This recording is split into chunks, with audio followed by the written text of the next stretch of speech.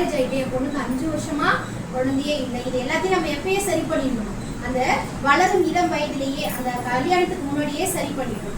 சரி பண்ணிட்டீங்கன்னா அவங்களுக்கு அந்த மலட்டுத்தன்மை சொல்லுவாங்க, அந்த ஃபெர்டிலிட்டி இன்ஃபர்டிலிட்டின்னு சொல்லுவாங்க, அதுக்கு போகாம நம்ம தடுக்கலாம். சரிங்களா? அதாவது அம்மாக்கள் அதெல்லாம் அதே மாதிரி மாமியார்கள் இருந்தாங்கன்னா எல்லாம் நம்ம குழந்தைங்க மாதிரி தான் அந்த குழந்தைக்கும் அந்த ப்ராப்ளம்ஸ் இருந்திருக்கும். ஸோ அவங்கள ரொம்ப ஹர்ட் பண்ணாம பேசாம அதுக்கு அடுத்த ஸ்டெப் என்ன செய்யலாம், அவங்கள எப்படி சரி பண்ணலாம், அவங்கள எப்படி ஒரு குழந்தை பேர் அடையிறதுக்கு என்ன செய்ய முடியுங்கிற சப்போர்ட்டை கணவரோட சேர்ந்து வீட்டில் உள்ள மாமியார்கள் சொல்லுவேன். ஏன் இதை சொல்றேன்னா, நிறைய பேர் அழுவாங்க, எங்க மாமியார் என்ன போக சொல்றாங்க, எனக்கு வேற மேரேஜ் பண்ணி வைக்கிறேன்னு சொல்றாங்க, வீட்டுக்காரங்க எனக்கு குழந்தை இல்லை, நான் தற்கொலை பண்ற அளவுக்கு என் மனசு யோசிக்குது. அந்த மாதிரி நிறைய கேசஸ் நாங்கள் பார்த்துருக்கோம். அதனால பெண்களாகிய நாம் மட்டும்தான் பெண்களுக்கு சரிசமமா நமக்கு சப்போர்ட் பண்ண முடியும். சரிங்களா? என்னது மாதவிடாய் பத்தி இதெல்லாம் சொல்றீங்கன்னா இது எல்லாரும் கண்டிப்பா ஒரு 10 பேராவது இதை மைண்ட்ல எடுத்துட்டு போனீங்கன்னா எனக்கு ஹாப்பி.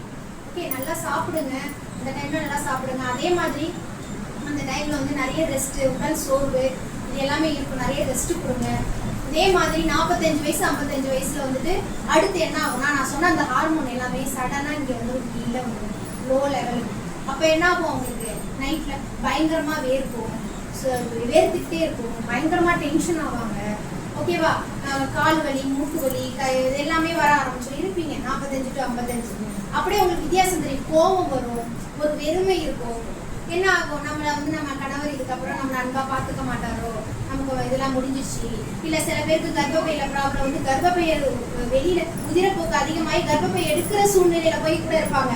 அந்த டைம் என்ன ஆவாங்க, நமக்கு ஒரு வெறுமை, ஒரு தனிமை வந்துடும் இல்லைங்களா, எல்லா பெண்களுக்கும். ஸோ இது எல்லாத்தையும் கடந்துதான் அந்த மாதவிடாய் நிறைவு எல்லா பெண்களும், நானுமே எல்லாருமே அதை கடந்துதான் நம்ம அதை வரணும். அது கரெக்டான டைம். அந்த டைம்ல நமக்கு தேவையான சத்தான உணவுப் பொருட்களை, கால்சியம் நிறைந்த உணவுப் பொருட்கள், பால் வகை எல்லாத்தையும் நம்ம எடுத்துக்கணும். சரிங்களா? இது வேற ஏதாவது இது சம்பந்தமா உங்களுக்கு கேட்கணும்னா சொல்லுங்க.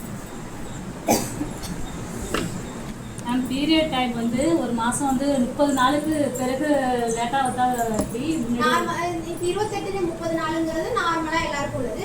ஒரு 35 நாள் வரைக்கும் 35 நாள்ல வந்தாலும் அது நார்மல் தான்.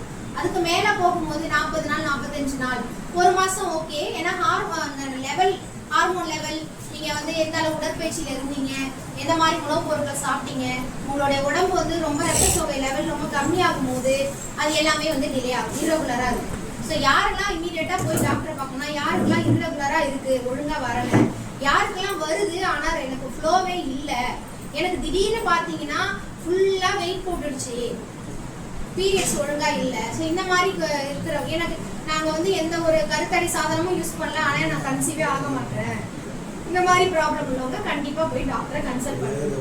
சரிங்களா? எல்லாத்துக்குமே ஃபர்ஸ்ட் குறைங்க.